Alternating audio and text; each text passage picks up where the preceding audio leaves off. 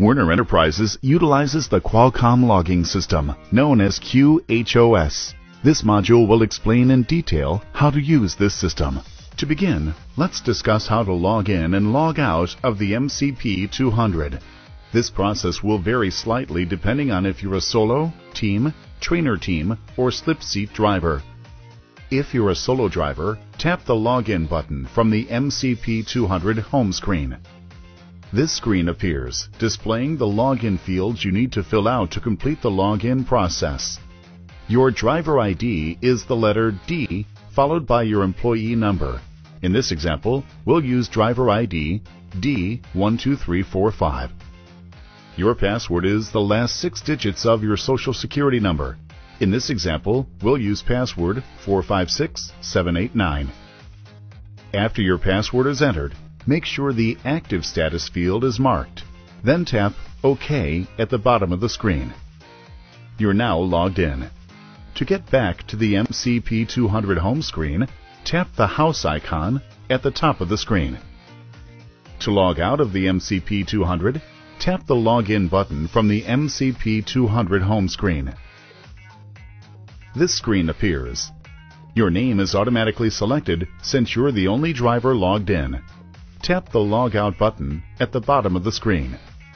When the pop-up box appears, confirm you want to log out by tapping OK. You're now logged out and will be taken back to the MCP200 home screen. When you log out of the MCP200, you are automatically placed on line 1, off duty. Slip seat drivers use the same process as a solo driver to log in and log out. However, remember to log in at the start of every shift and log out at the end of every shift. If you're a team driver or a trainer team, tap the Login button from the MCP200 home screen. The first driver logs in the same way as a solo driver does. The status for the first driver will default on active. Once you click OK, you're logged in to the MCP200. After the first driver has logged in, this screen appears. Tap the Add button at the bottom of the screen to log the second driver in. The second driver enters their login information now. The status for the second driver will default on inactive. Tap the OK button, and the second driver is now logged in. If you're a trainer team, log in the second driver each time you pick up a new student. Both team drivers and trainer team drivers must change their status from inactive to active every time the driver behind the wheel changes. To change your status from inactive to active, tap the Login button from the MCP200 home screen. Once this screen appears, tap the name of the driver you want to change the status for, and then tap the Change button. When the pop-up box appears, type in your password, which is the same password you used to log in, and then tap OK to complete the status change process. Your password is required only when changing from inactive to active status. When the inactive driver changes to active status, the other driver becomes inactive automatically. To log out of the MCP200, tap on the Login button from the home screen. Once this screen appears, select the name of the driver that needs to be logged out. Tap the Logout button.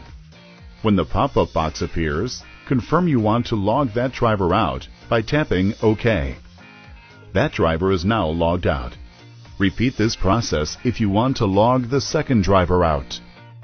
Now that you know how to log in and log out of the MCP200, let's discuss how to view and change your duty status.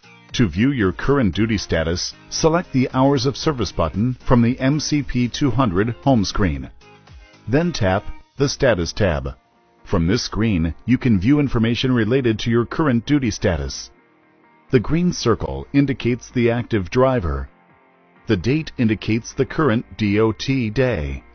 The prior calendar day displays if, for example, the driver's start time is 1800 hours and the current time is 0300 hours.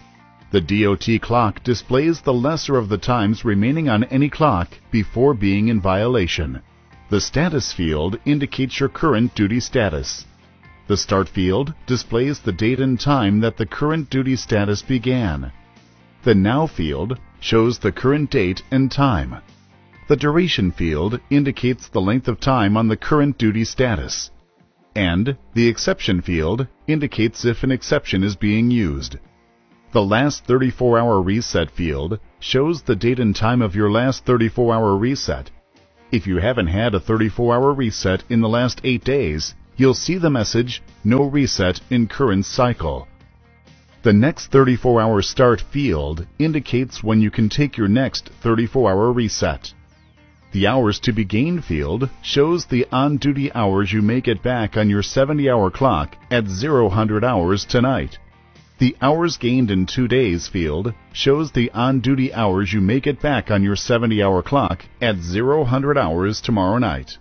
And finally, the mileage today field shows the total mileage driven in the current day for the active driver. Your clocks are automatically reset if you take 34 hours off, including 2 periods between 0100 and 0500 hours Central Standard Time. If you have a 34-hour reset and you know you'll be off again for 34 hours, including 2 periods between 0100 and 0500 hours Central Standard Time, you'll reject the current reset in order to take the later one, since only one 34-hour reset is allowed per week, or 168 hours. This is done by tapping the reject button. When you reject a current 34-hour reset, it's immediately removed from your log. You must determine whether to reject the 34-hour reset before you approve your logs. Once approved, the reject button will disappear. We'll discuss approving your logs later in this module. Now that you understand how to view your current duty status, let's take a look at how to change from one duty status to another. To change your duty status, tap on the Status tab. Then tap the Change button at the bottom of the screen. From this screen, you can change your duty status and include a note or remark explaining the reason for the change. The Status field indicates your current duty status. The Duration field shows the length of time you spent on the current duty status. The Change To field lists each duty status that you can change to. Finally, the Remarks field allows you to select a remark or note to describe the reason for the duty status change. Off equals off-duty or line 1. SB equals sleeper berth or line 2. DRV equals driving or line 3. On equals on-duty, not driving, or line 4. Off DRV equals off-duty, driving, personal drive time, or line 5. Personal drive time is now being referred to as personal conveyance.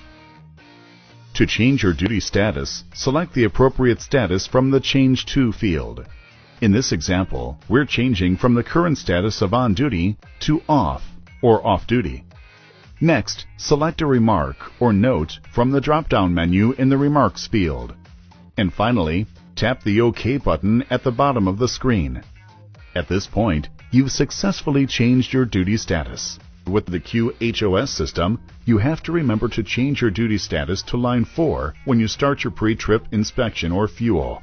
You'll be in log violation and subject to disciplinary action if there's no time logged at the start of your day for your pre-trip inspection and each time you swipe your fuel card. As always, log it as you do it. When you perform job-related tasks such as the pre-trip, fueling, loading, unloading, splitting, swapping, and dropping or hooking to a trailer, make sure to manually change your duty status to line 4. The QHOS system will not automatically change your status as you send in related macros. Werner audits the system to verify the line 4 time associated with each of these job duties. If no line 4 time is recorded with the macros you send, you'll be in log violation and subject to the log violation progressive disciplinary policy. Note that if you don't change your duty status to DRV or line 3 before you start driving, the system automatically moves you to DRV status and locks you out of the hours of service application. If you forget to change your duty status after you stop driving, the system defaults you to on-duty or line 4. If you need to change to off-duty, driving, or personal drive time, you must first get approval over the Qualcomm through a Macro 52. Once approval is granted, you'll be able to select the Off-Duty Driving field and change your duty status to Personal Drive Time. While the tractor is in motion, this countdown clock displays how long you have until you're in violation of whichever clock runs out the soonest. You'll receive 3 separate audio warnings at 60, 30, and 15 minutes before going into a log violation. An alert will appear if you go into a log violation.